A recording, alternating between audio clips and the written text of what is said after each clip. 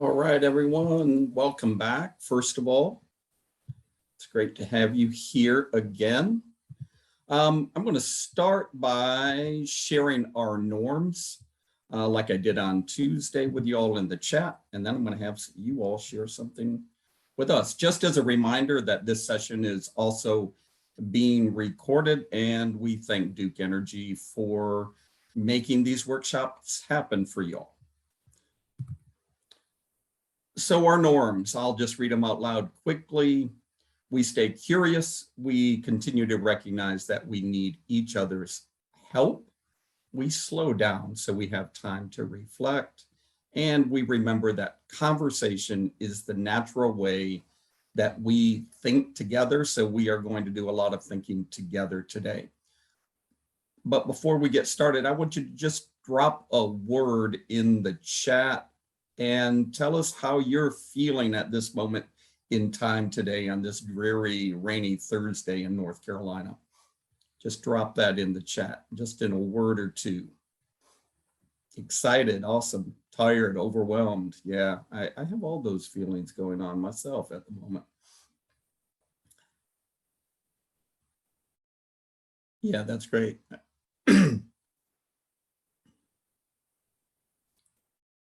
Yeah, I try to explain to my friends and my wife's friends at times, like October and November for teachers are I feel like are the two most exhausting months. They always were for me anyway. So thank you. I totally resonate with the commentary on tired, but I also appreciate the comment that somebody said excited. So I'm glad you're excited, and I hope you're excited to be back, or maybe it's just you're excited because tomorrow's Friday. Either way, we're glad to have you here, and we are ready to get started. So we're going to continue with our ELA and science integration and what that looks like for you all in the classroom and with your students. So a couple things. We will still be using the Google slide deck for work that for you all to do today. And the article is in there that we'll be working from today as well, which is teaching adolescents how to evaluate the quality of online information. But that's all at the very top. And I'll show you that again once we get there in just a bit. So our agenda today is we're going to start by looking at some standards and deciding whether or not these are language arts or ELA or science standards. We're going to have another explore where I'm going to ask you to go and take a look at something and do some recording. We will then talk about what outdoor phenomena is and how to use it in the context of your outdoor learning. We will talk, in addition, about claim evidence and reasoning. We will look at how to engage students in careful and conscientious speaking and listening. We'll talk about making connections, and then we'll wrap up with some reflections at the end. So let us go ahead and get started right now. So the standards on this slide are either a science or an ELA standard. Your task is to determine what you think each standard is. So there are 8 different standards listed, as you can see on your screen. What I'm going to ask you to do is to go through each of those independently and then just drop it in the chat. Number 1, ELA or science; 2, ELA or science; 3. And we'll see if we can come up with a consensus, and then we'll go through which ones are actually which. So I'll give you a couple minutes to read through those, and I'll begin looking for your replies in the chat.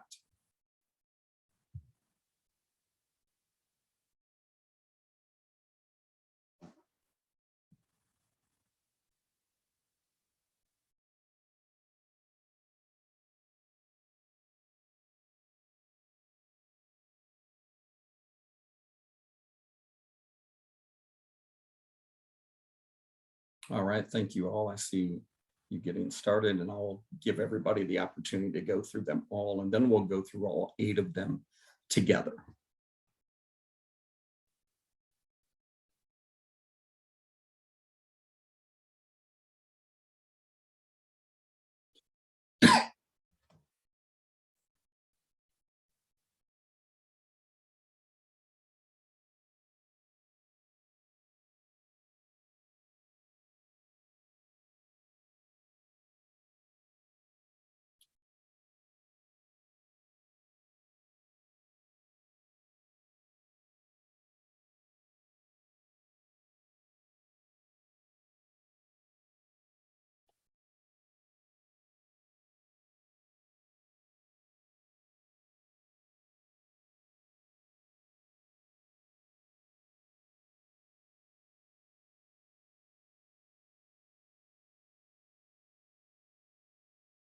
Yeah, y'all are doing some great thinking out there.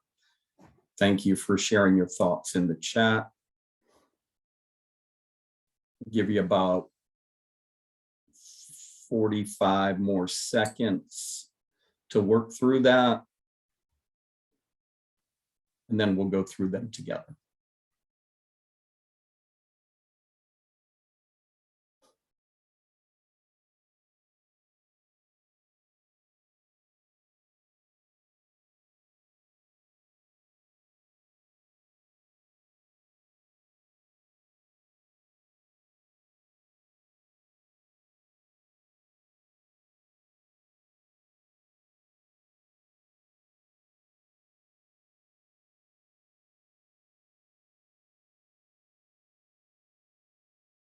All right, it looks like the chat has come to a halt in answers. So let's go ahead on the next slide and take a look at whether or not they're science, ELA, or both. And you all were doing some great thinking, like I said, and putting your thoughts in the chat around that. So,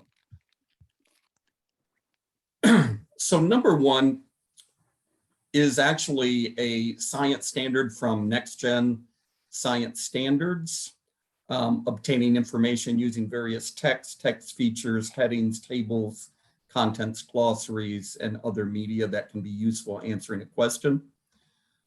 The same is true for number 2, asking questions based on observations to find more information. That too is a Next Gen Science standard. Number 3 is an ELA standard. Number 4, constructing an argument with evidence to support a claim is a Next Gen standard as well, science. Number 5, asking questions to clear up any confusion, was taken from an ELA standard.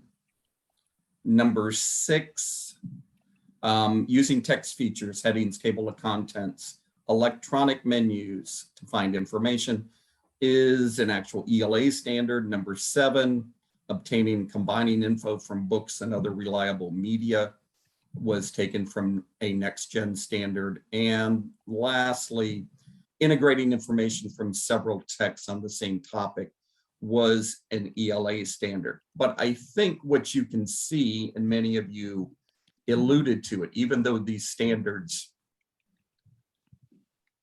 can be separated into ELA or science, they work within both subject areas, right?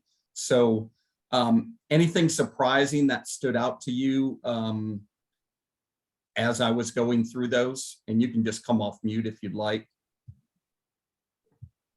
And if there's nothing surprising, I'll press on, but feel free to come off mute anytime and I'll stop. But I think you all were capturing that some are very more science specific than others, but at the same time that they can kind of go in both directions.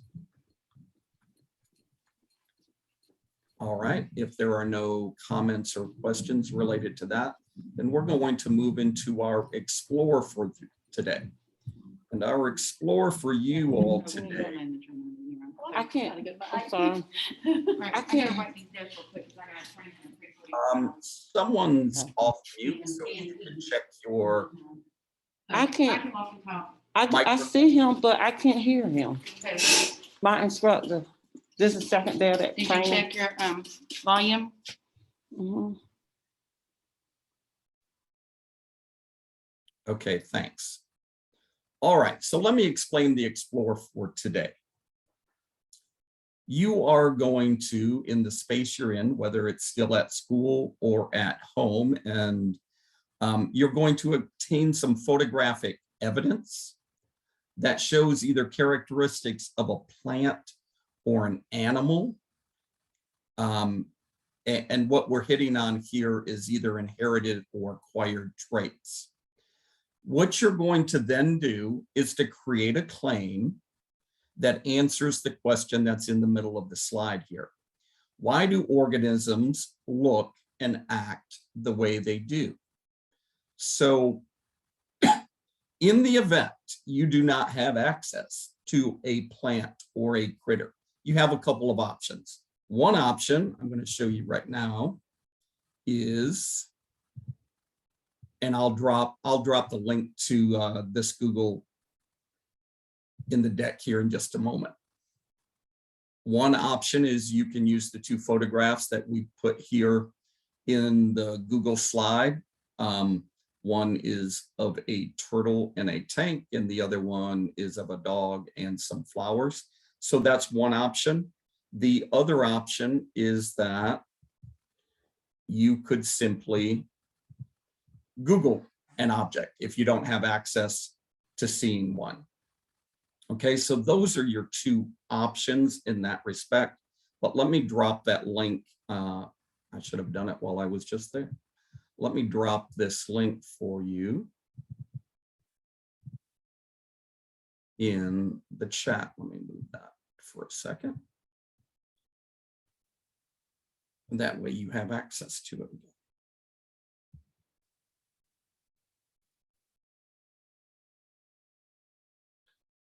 All right, putting it in right now for you.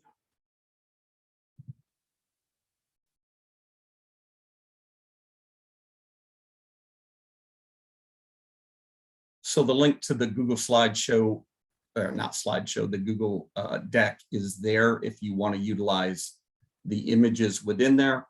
Again, we're going to take 20 minutes. You're going to have 20 minutes to obtain any photographic evidence, if you're able to, that show characteristics of plants and animals.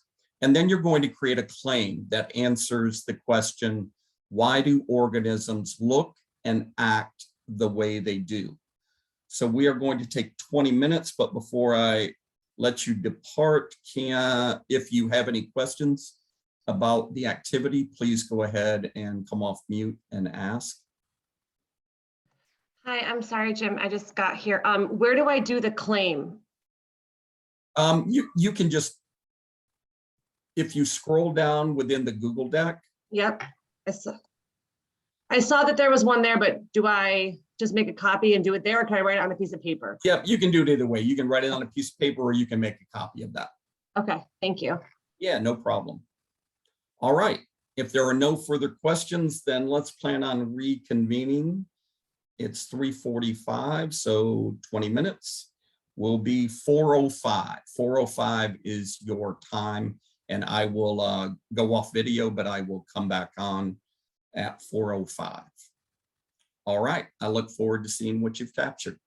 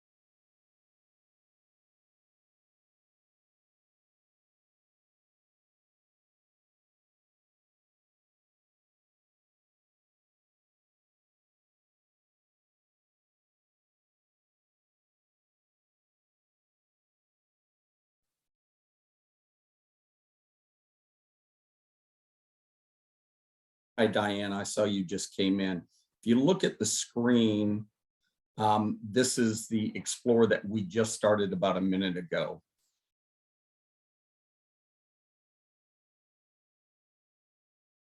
And what I've asked you all to do is to obtain some photographic evidence that show characteristics of either a plant or an animal wherever you might be. If you don't have access to either a plant or an animal, you can certainly use a Google image of your choosing. And then I'm asking you to create a claim and around the question, why do organisms look and act the way they do?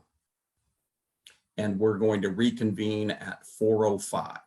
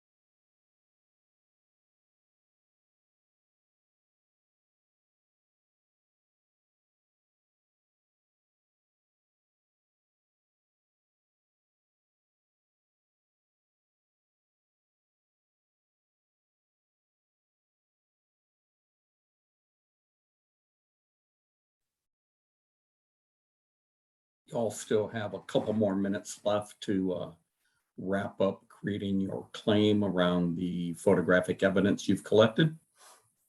So we've got about 3 more minutes before we reconvene.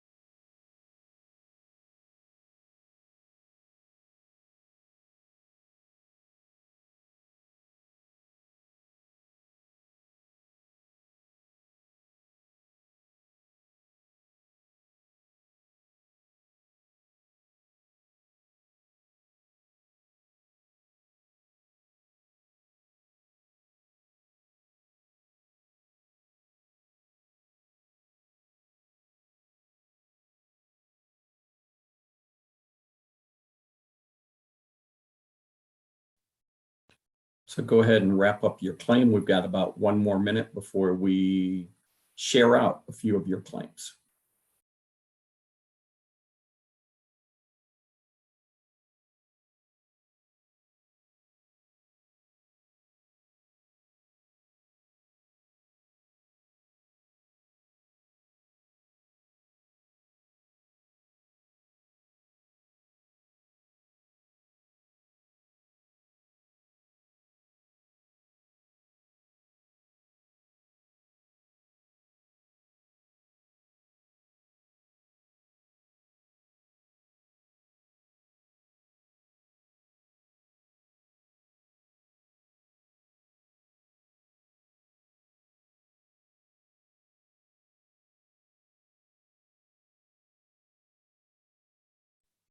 All right, let's come back together. And let's begin by having you share out, just coming off of mute so that we can make this a little bit more conversational. With your claims, looking at why do organisms look and act the way they do? So why do organisms and the organism that you chose look and act the way they do? Who would like to jump off mute and share their thinking around their claim? I'll say, do you hear me? I can. Okay.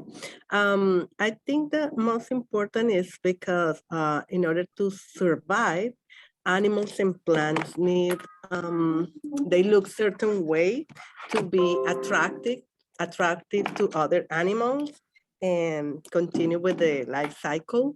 And also because they can attract other insect. Well, I choose a flower, so attract insects for the pollen, and then the pollen goes around and more flowers are growing somewhere else. And for food, definitely some colors are nice in animals, and tell, hey, I'm dangerous. I can eat you if you come to me. Absolutely, 100%. Thanks, Diana, for sharing. Tiffany shared in the chat, the praying mantis looks like a stick, so it can pounce on its prey at any change and always takes on the color of its habitat to disguise itself and await its next meal. So yeah, thanks, Tiffany. We have time for sharing of one more. Who else would like to share their claim?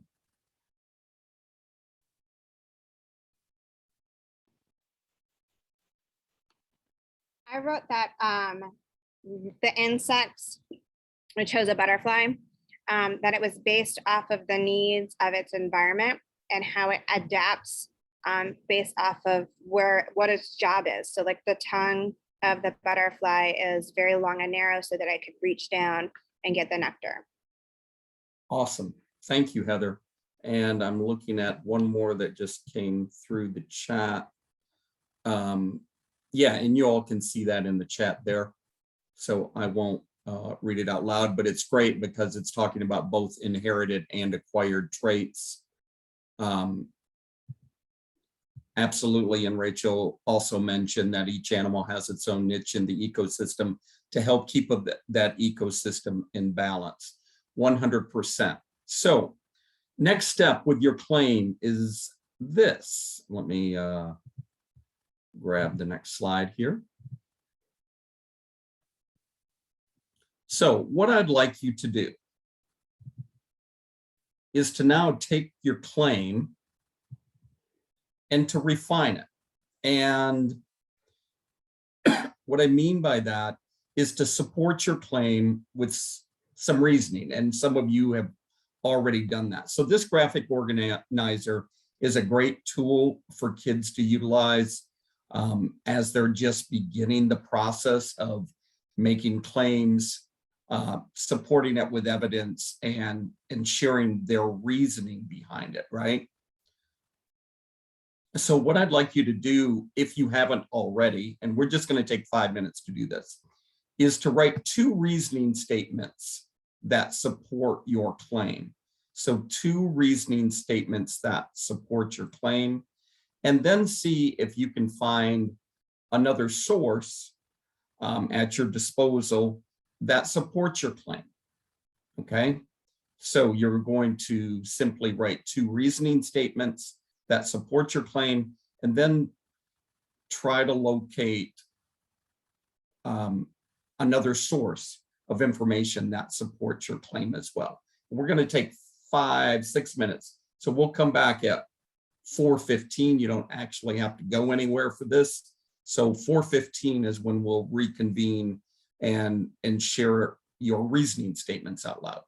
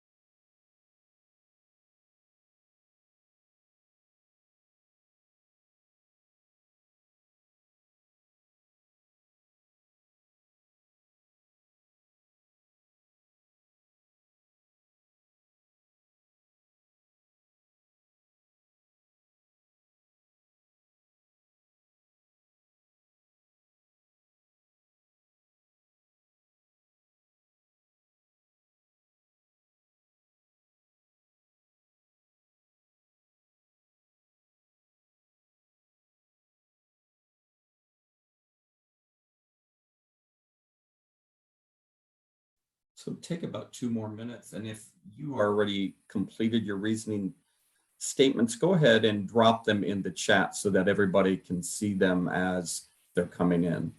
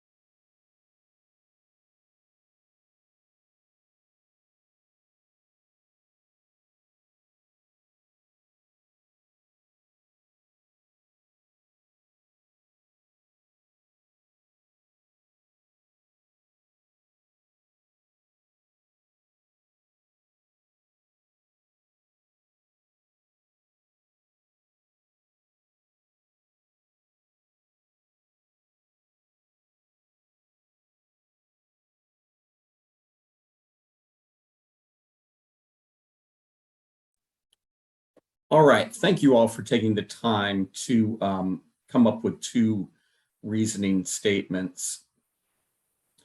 If you would like to drop one of your reasoning statements in the chat, or if you would prefer to just come off mute and share what it is, and then we will continue to press on with claim evidence and reasoning and how best to use that, not only in your science classes, but also infusing it in ELA. And I think I spoke about how I did that during my teaching days as well on Tuesday. So go ahead and drop one of those reasoning statements in the chat, or just come off of mute and feel free to share it out loud with us.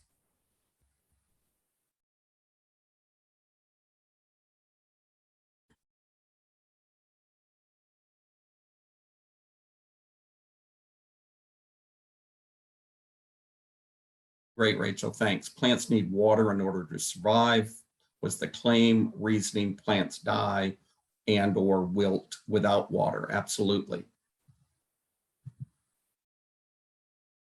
The colors you see in flowers come from the DNA of a plant. Genes in a plant DNA direct cells to produce the pigments of various colors. So when a flower is red, for instance, it means that the cells in the petals have produced a pigment that absorbs all colors of light but red. Excellent. Thank you all. So like I did on Tuesday, I'm taking you through the same type of exercise that you can take your students through, right? So our question started with, the CER always starts with a question. Why do organisms look and act the way they do? A claim could be organisms look and act the way they do because based on environmental factors. Excuse me. Oops, I apologize. I don't know why it jumped so far ahead. And 2 reasoning statements to support that claim could be this: changes in sunlight, nutrients, rainfall can affect plant size and growth rate. Another reasoning statement could be traits can form from individual reactions to a certain environment, such as predator and prey. And then you can see the evidence on your screen to support both of those reasonings.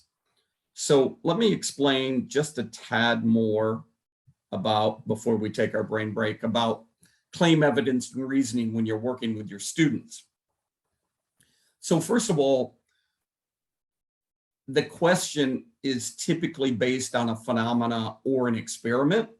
So the student's explanation or answer, as you've probably seen if you've used CER with them, will consist of claim, evidence, and their own reasoning. So it usually will only be about a sentence or two in length. The claim doesn't include any explanation, reasoning, or evidence. So it should not include transition words like because. The evidence is the data, as you all know, used to support the claim. It can either be quantitative or qualitative, depending on the question. And this evidence could be a data table that the student even creates. Your student should only use data within their evidence that directly supports the claim. And then the reasoning is simply the why and the how the evidence supports that claim. And it should include an explanation of the underlying science concept that produced this evidence or data. Now, one way that I still use CER while I was doing either a read aloud or a shared text is taking them through the same principles, right? Make a claim about the character, make a claim about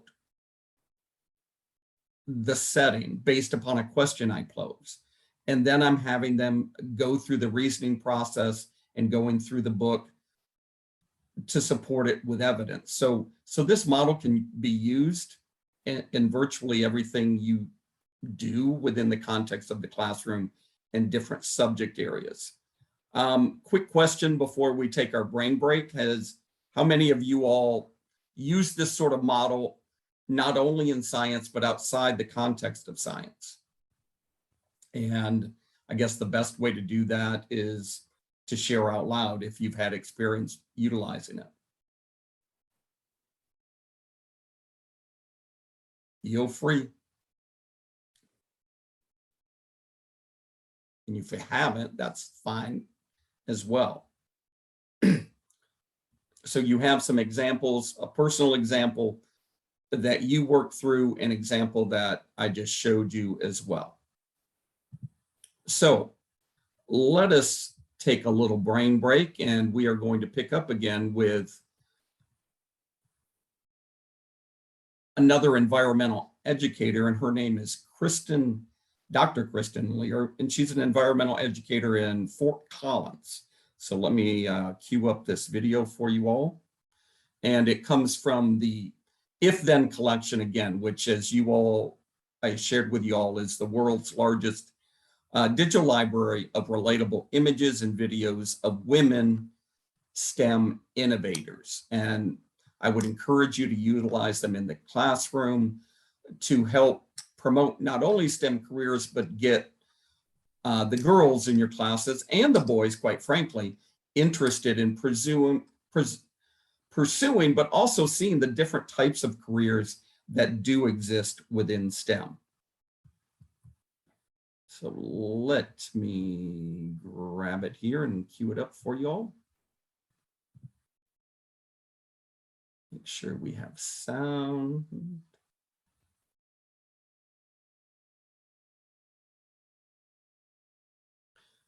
Please let me know if for any reason you can't hear it up there, because I can always hear it here, as you guys know. My name is Kristin Lear, and I am a bat conservationist.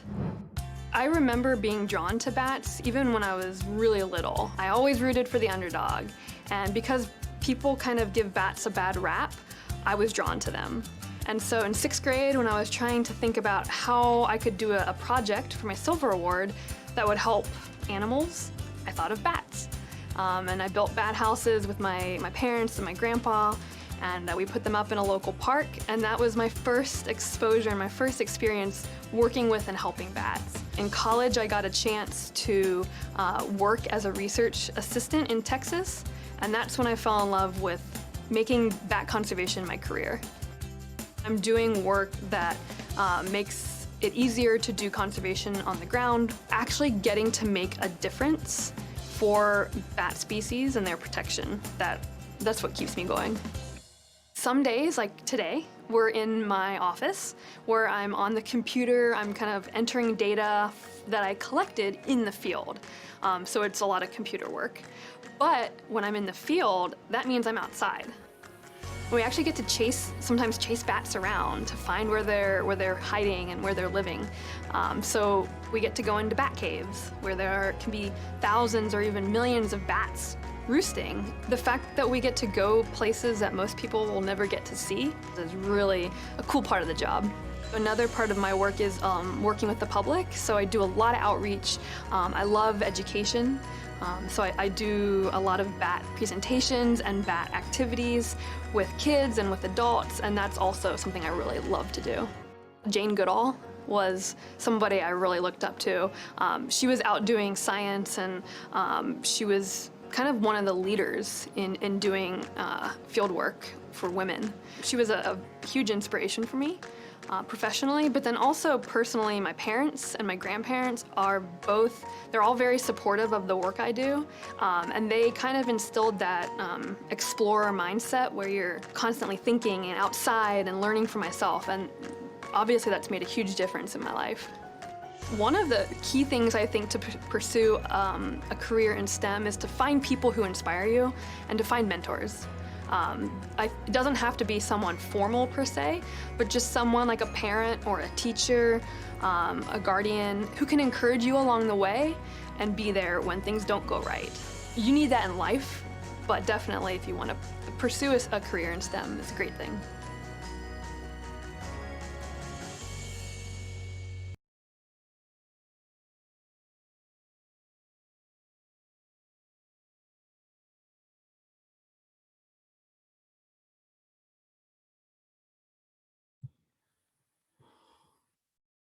All right, thank you all. Let me get back to where I was here. I'm not sure why it skipped ahead on me or went backwards.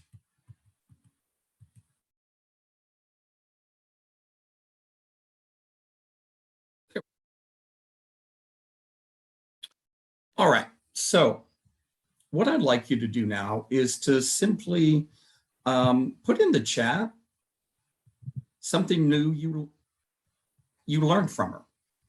What did you learn from Dr. Kristin Lear? Anything whatsoever? Just drop something that struck you as she was talking. I've watched several of these and I learned something new each time I watch them.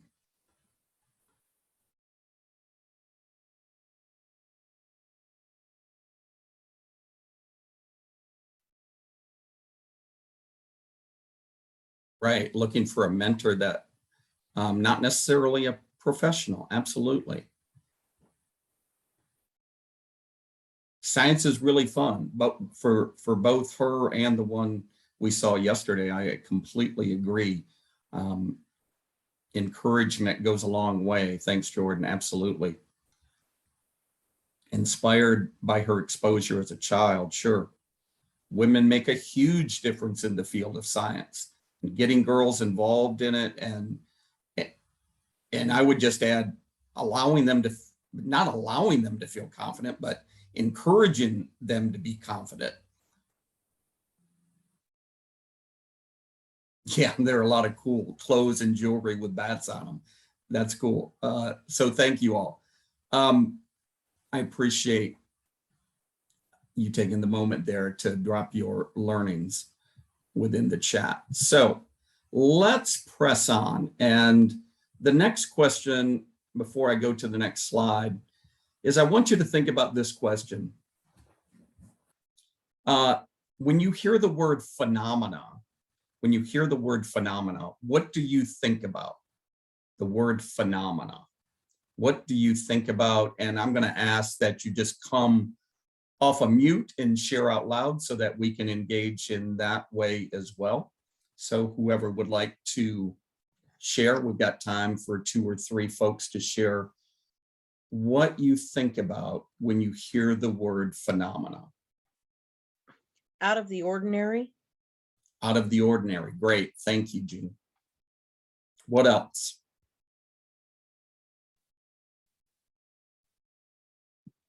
I think educators of educators. You think of educators, sure. You all are phenomenal at what you do. There's no question about that. Okay, so we're going to shift gears a little bit now, and we're going to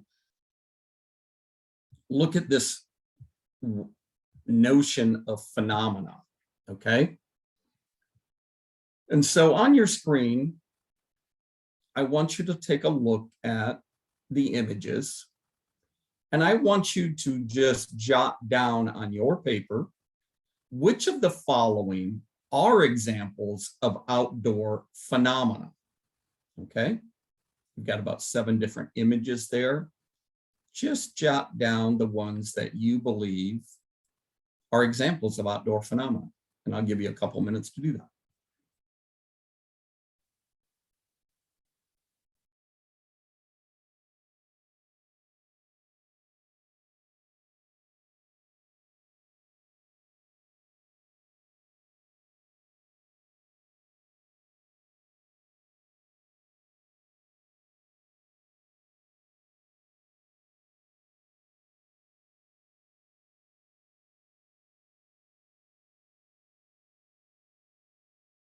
Yeah, thank you for dropping your thinking in the chat.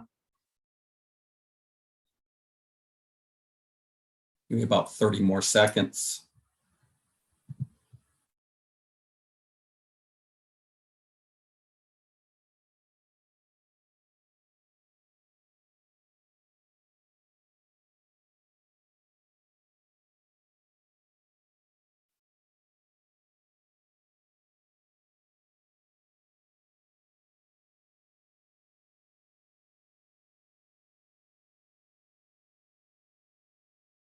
All right, so let's come back together. And I'm going to show the next slide. On the next slide, you'll notice that there are 2 images circled, but not for the reason that many of you are thinking. And I'll explain that in just a moment.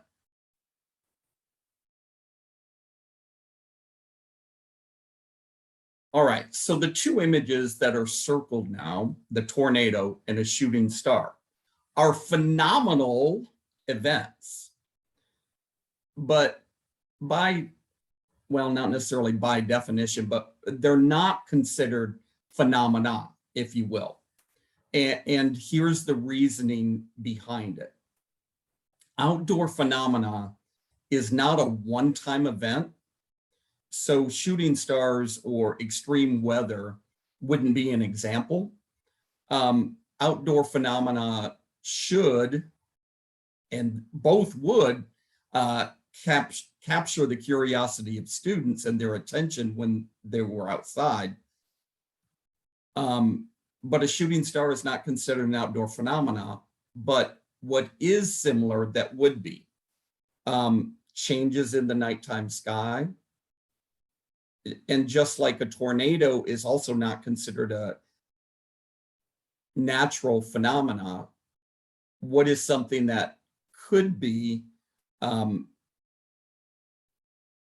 even though, and I will say this, even though we collect a lot of data nowadays, and scientists have developed a lot of information weather-wise, and we can collect data and you can observe a tornado if you happen to be in the right spot at the right time or with storm chasers, it's still a really short-lived event, right? Fortunately. So the bullets that you can see on your screen are the indicators of what phenomena is when we're talking about outdoor phenomena. Number 1, is it observable? Does it make you curious? Is it something you can relate to? Can you collect data, images, or text from it? Does it make sense? Does it align with next-gen science standards? And is it a phenomena that you can engage in for multiple days or weeks? So let me go back one slide. So a puddle, an herb bed, a weather sidewalk, a spider web, and erosion, those are all things we can engage in over time, right? Those shooting stars and tornadoes are one-time events, so to speak. And so we want to be able to engage your students in phenomena that they can go back to and see changes with, and then begin to make claims with as well. I saw a message just come up in the chat.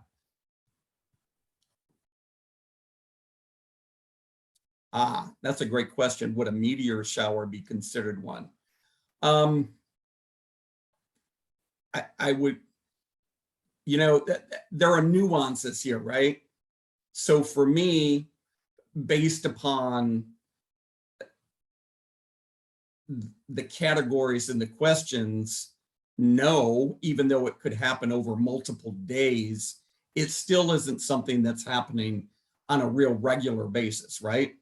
But one could also argue, yes, it does happen over several nights. Yes, that's true. Yet at the same time, it's not occurring, I guess I would have to say, on a regular basis. So I didn't come up with the standards that define what phenomena really is, but think about the types of things you've seen in your schoolyard or schoolyard gardens that students are able to engage with, right? Spider webs are awesome. Gardening beds are awesome. A puddle is really simple to take a look at how the water cycle works and how it evaporation. You know, I used to have students create their own puddles, so to speak, or find one after a rainstorm, outline it in chalk, sidewalk chalk, go back later that afternoon if I knew the sun was coming up and see whether or not it was the same size, right? And then begin to make claims about what could have been happening in order for that to occur. All right, any other questions related to phenomena? Carmen, I see your question, and I guess I would have to answer it in the same way. And that would be no, it's a phenomenal event, but not necessarily phenomena in the way that we're choosing to define it here. Great question, thank you.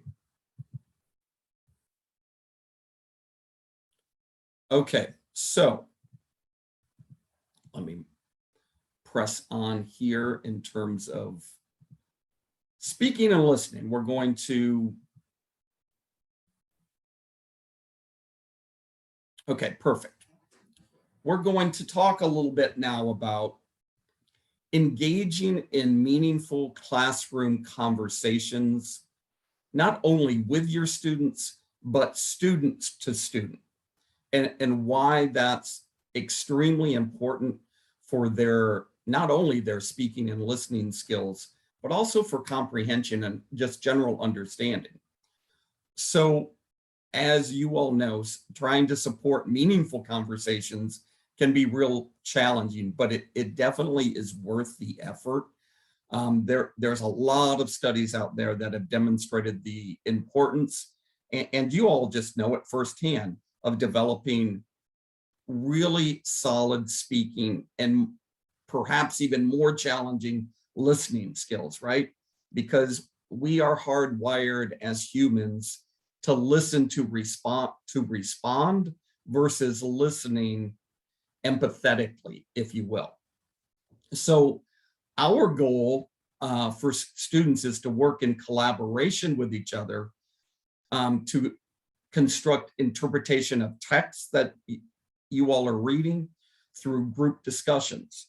And these discussions, as I alluded to already, increase students' engagement, number one. It helps them to take responsibility and ownership of their own learning, and it helps to promote higher level thinking.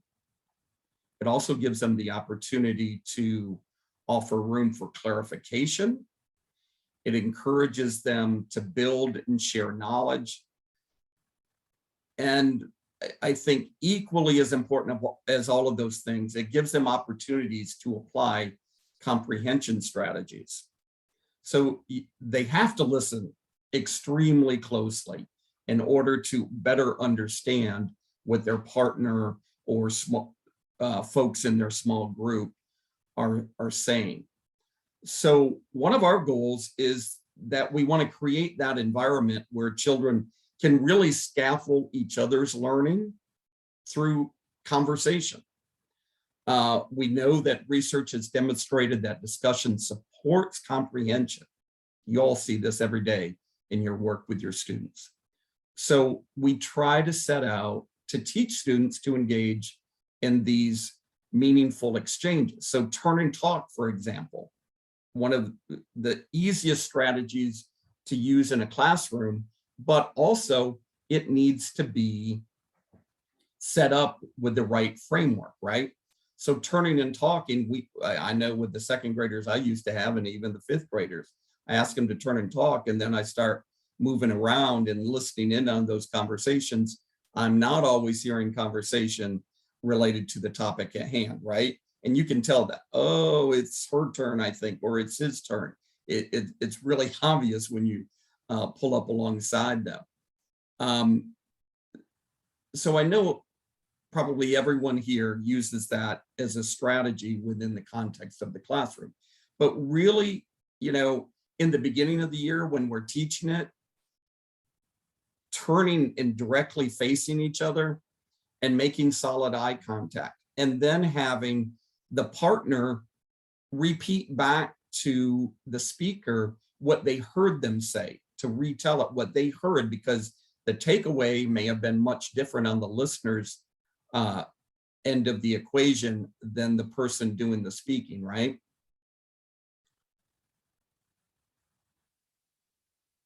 All right, let me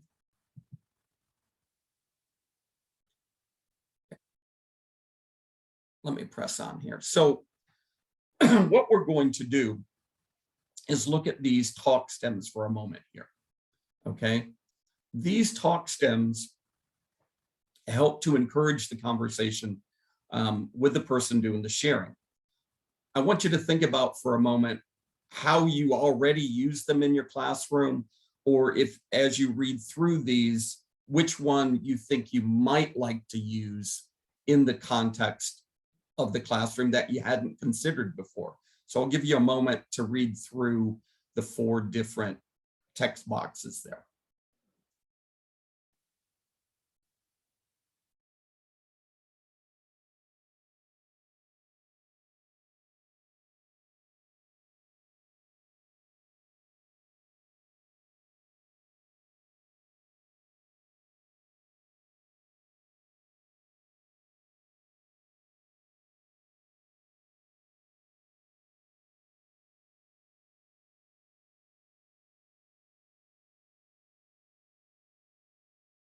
Okay, take about 30 more seconds.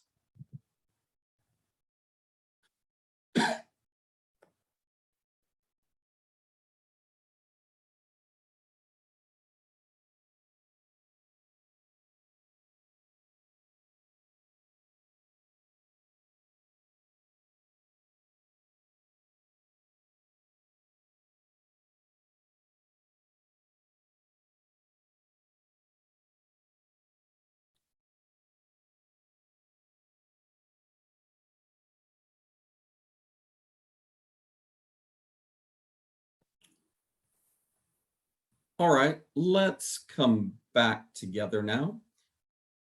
And so I'd love for some 2 folks to just share any of these, one of the stems they've used before in the context of your classroom, or one you would like to use and how you might like to use it. And then we're going to practice this with a few folks. Yes, I respectfully disagree with you. So we're really trying, you know, another component of these STEM talks, it is teaching respect, is teaching a kindness that we can disagree with each other. and we may have two totally different perspectives on the same topic, but we can do that in a respectful manner.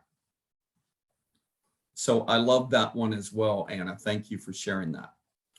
All right, so now it's practice time for us, because when we're put into the role of the students, we learn what it's like to be that student, right? And at times it's uncomfortable. This shouldn't be too uncomfortable for anyone though.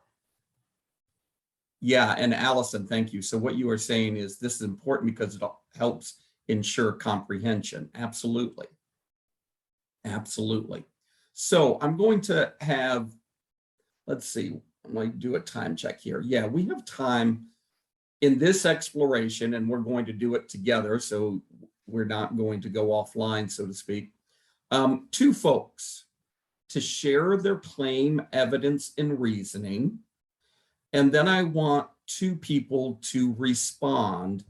All right, so I'm going to take one person sharing their claim, evidence, and reasoning from the explore earlier, and then one person responding using one of these talk stems, okay?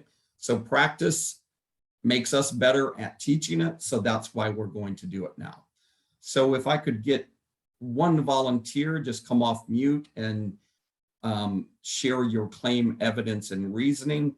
The rest of us will be listening carefully, and then I'll have a volunteer go ahead and respond to you.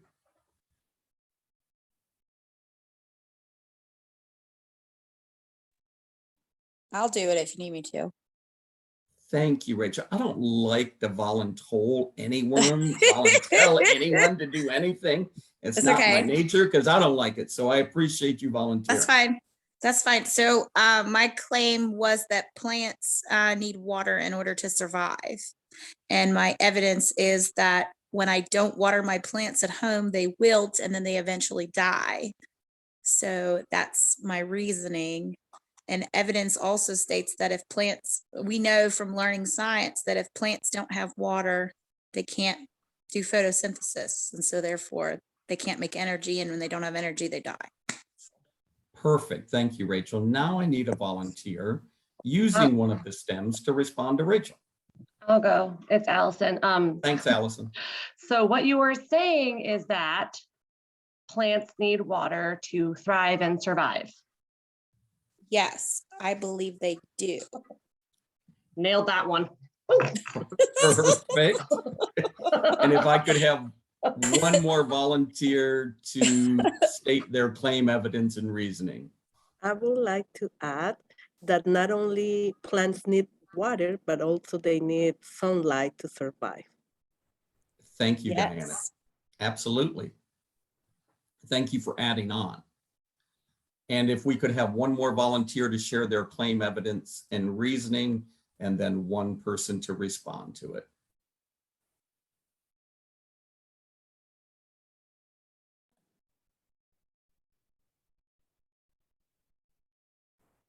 All right, I'll make a claim for y'all. It's Thursday and it's November and teachers are feeling very tired. That's my claim. My evidence is because I'm not getting too many volunteers today on the Thursday afternoon. And my reasoning is because I taught for 17 years like y'all did. So I feel that as well. Who would like to respond? I will. Go ahead, Tiffany. So what you're saying is teachers are tired as dogs at this time of the year.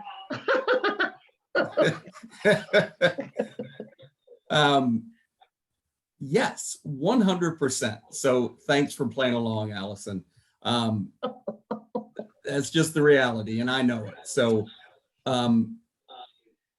let me see if there's anything else I need to. No, you all understand these quite well, and I know you're utilizing them based upon what I've seen in the chat as well. So I do need some volunteers now, though. And this is a simple ask, a really simple ask. I need one person to read this slide out loud for us. First one in. Who's it gonna be? I'll do it. I'll do it. I don't know whose voice I heard first. Allison, it looks like it's you. Go ahead. Cool. Thanks. All right, science and engineering. Once scientists and engineers locate information to use as part of their investigative and design work, they need to evaluate that information to be certain that it is helpful with respect to their work. Two issues can arise. One, information might not be credible, or two, the information may be credible, but not as a good fit for the task at hand. Thank you so much, Allison. I need a volunteer to read this next slide as well. Someone different. I could do it. Thanks, Rachel. Students can be asked to compare examples of scientifically credible and non-credible sources and discuss the features of each. Teachers can model for students their own materials and thought processes as they decide whether a source is credible. Students should be given the opportunity to evaluate the credibility of any given source relative to the investigative task at hand. Thank you so much. And I will take the third slide. Students don't always know how to judge whether information they have obtained is credible. I would also argue many adults don't either. Students may have trouble evaluating what is credible or what information within any given credible source is valuable to the task at hand. So, you know, the beauty of Google as a teacher is it provides us with many resources. I didn't have that when I started my career. I was grateful for it in the middle and towards the end of my actual teaching in the classroom career, but it's also opened up a wealth of fake news opportunities, right? Or credible sources versus non-credible sources. And that's what our focus is going to be on now for the next probably 15 minutes, I think. So let me share with you what we're going to be doing next. So in just a moment, and I will broadcast this to the breakout rooms, you're going to look at the article. And again, it's in the first slide in the Google deck. And the article is Teaching Adolescents How to Evaluate the Quality of Online Information. And in your breakout rooms, you're going to address these three questions. What does the term fake news mean? When have you or someone you know fallen for or shared fake or inaccurate news of some kind? And finally, why does it matter if we can't tell real news from fake news? Okay, so the article again is in the Google slide deck, in the very first slide where all the resources are. I want you to read that in your breakout rooms. And then when you come back, I'm going to ask for some volunteers from each breakout room to share their takeaways on the article and also related to the questions. But before I have Christy put you out in breakout rooms, are there any questions about the task?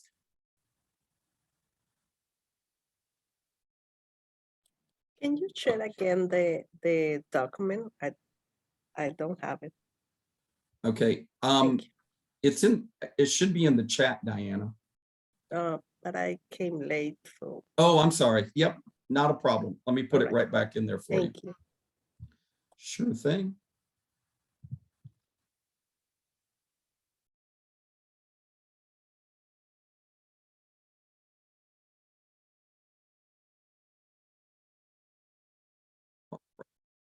Drop it right back in there again. All right, there it is again in the chat. And Christy, if you don't mind putting everyone into breakout rooms, thank you so much. And we're going to take 15 minutes. So we're coming back. Let's see. Let's say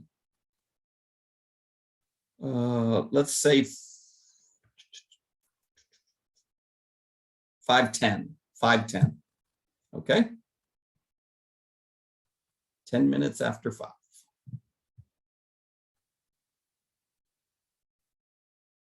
And I will broadcast this slide once you're in your breakout rooms.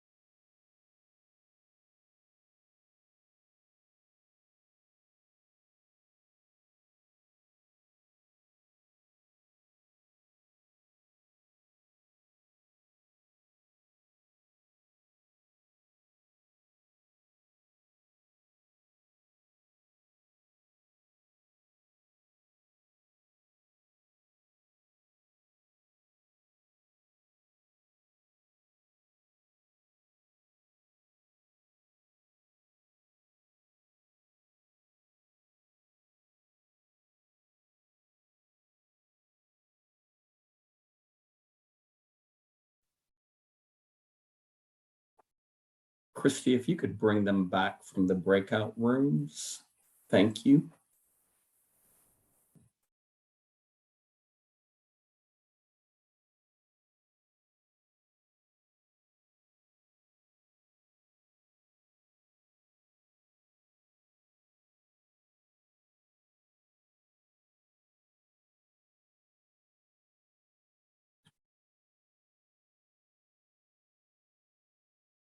Just waiting for everyone to clear the breakout rooms, and then we'll have a short conversation about what you all gleaned and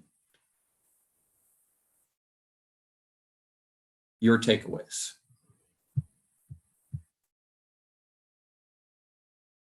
So if I'm not mistaken, we had 4 breakout rooms.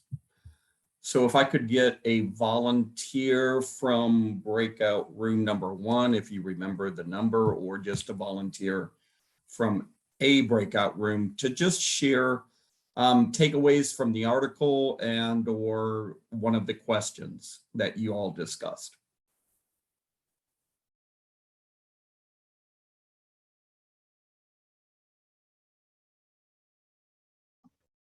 I can't remember what breakout room I was in, but That's okay. Without getting politically involved in anything, the fake news and all of the hubbub and everything else that happened with the recent elections was torture in itself. And a lot of it stemmed from fake news or misconceptions or people trying to give their perceptions, and on and on and on. So that was one of the things we had discussed. Sure. Thanks, Jean, for sharing. Mm-hmm. Can I get another volunteer from a different breakout room, please? All right, I'll go. Thanks, Allison. You're welcome. So we did, what does the term fake news mean? We just did, it was like unverified, unfact-checked news, like the last 4 years. We did, when you have someone that's fallen victim to it, we kind of did like Wikipedia. Sure. Or at some point, someone on Facebook has probably shared something, you know, like that. And then for this last question, it was like a lot to unpack. Right. There's, I think we put that in quotes, actually. A loaded question. It just matters because like real fake news is kind of, the real news is supposed to be like thought-provoking and it's supposed to be objective. And fake news is just maybe an agenda or just kind of to try to spread a wrong message and pandemonium. But sure. Thanks for sharing. I appreciate it, Allison.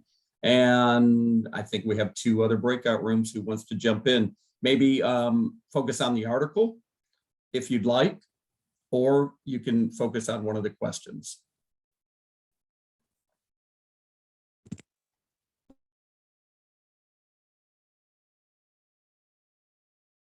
Anyone?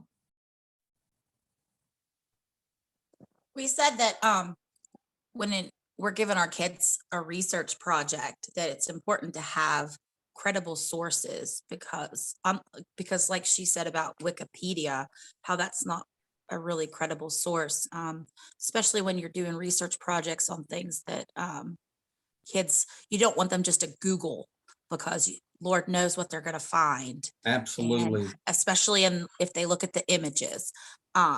So it's important to be able to provide links to your kids that you know have the correct information. Someone in our group said that the website Ducksters is a good one because, you know, it's not too extreme and you can find good, credible information there as opposed to just Googling. Yeah, thanks, Rachel. It is super important, as you all know. That's a really good point, though, to be able to frame it for your students and give them choice, but maybe give them 5 or 6 different resources that you know to be credible that they can access research through. I know the article focused specifically more so on middle school students, but what we also know is that students are accessing all kinds of different media platforms. I would argue as young as 2nd grade. That's what I saw. And so it's really important to be teaching into this before they get to 5th grade, 6th grade, 7th, 8th grade, so that they can have a better understanding and begin to delineate what may not be actual solid resource or research or a credible resource. I'm old enough to know I had 4th graders when Wiki was still editable by any user, and they would go in there and edit it and just change it. I think that only happened once though, but nevertheless, they did. So it's important to keep these things in mind when you're working with your students, and not presuming that they know the differences between credible and uncredible resources out there. They need help. They need the guidance with it. You know that I have 2 teenagers here in high school, and they still need assistance with that at times. So please continue to do the good work that you're already doing on that notion. Any other final thoughts on the article or the questions from anyone? I was going to say, we liked the questions at the end of the article and had some discussion about like who, how recently was it written, who's writing it and why. Those are all good things to consider. I totally agree, Erin. I had forgotten about those for a moment. I read the article back on Tuesday, but there are good questions there. And I know there are also good resources embedded within that article. So keep that in mind when you're jumping into a research project with your students to utilize. All right, so we are winding down, y'all. But before we do that, don't jump off, don't jump off, don't jump off. So the first and foremost, from Outteach, we want to thank you for being a part of this 2-day training. We know your time is super valuable as teachers, and for you to give up 4 hours of it with us speaks into the quality of educators that you all are, and want to continue to grow in your knowledge. So I sincerely appreciate it. And as a parent here in North Carolina, I just want to say thank you for pouring into your students the way you do each and every day, as things continue to get piled on top of other things for you. So thank you. The last component that we have for you, though, is to do a brief reflection for us in a kind of survey format. And you can do that in one of 2 ways. You can use your phone from your camera and scan the QR code, or I'm going to pull up the link and drop it in the chat for you as well. So let me do that real quick.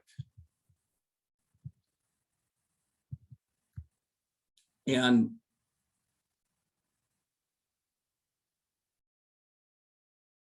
so back to the chat, I'm going to drop the link in the chat as well.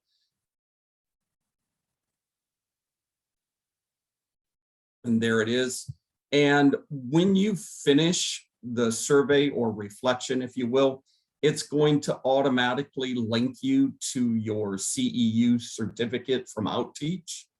And if for some reason it doesn't, I know it works, but if for some reason it doesn't, or if you're on a phone and you would prefer to have it emailed to you, let me know. But as long as you're completing the reflection, it will automatically sync to whatever device you're on. So I will turn my voice off so you can have a few minutes to complete that reflection.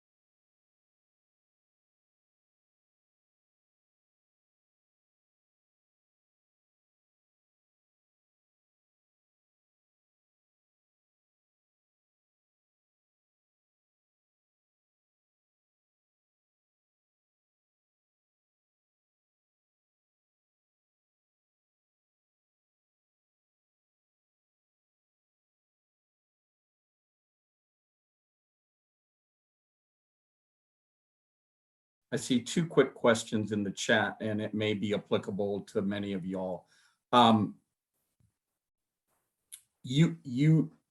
First question is, do you need your names on the certificate? You can write them in. That has not been an issue with any of the districts we've worked with so far. If for some reason they won't accept it that way, please just reach back out to me. I can type your name into it. Secondly, if you want to know more about Outteach in terms of what we do with schools, or you enjoyed the training so much you would love for Outteach to be a part of your school in any way, you can certainly have your leadership reach out to me, and I will put them in touch with our partnership manager, and we can see exactly what we can do for you. So thanks. Yeah, Aaron, you can always add a text box as well. Thanks for mentioning that. Within the certificate is what she was referring to.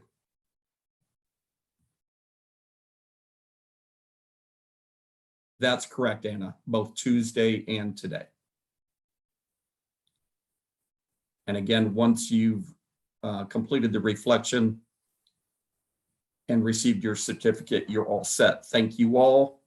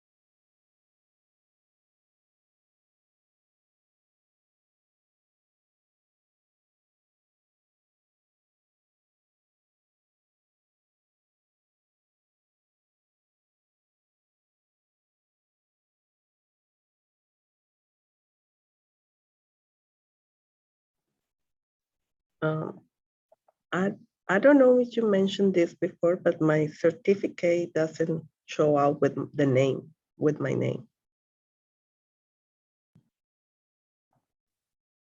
Yes, Diana, that's correct. So you have two options. You can create a text box within it and Okay. put your name in. We just don't know who's showing up on both days, so we can't preload those. But you can do it that way yourself if that works. Okay. Okay, I was so immersed answering that I didn't listen. no problem. Thank you so much. You're welcome. Bye. Bye now.